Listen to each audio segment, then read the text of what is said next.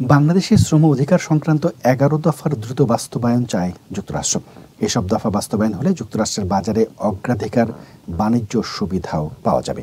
রোববার ঢাকায় সচিবালয়ে মার্কিন পররাষ্ট্র দপ্তরের আন্তর্জাতিক শ্রম বিষয়ক বিশেষ প্রতিনিধি সফরতে কেলি এম.এফ.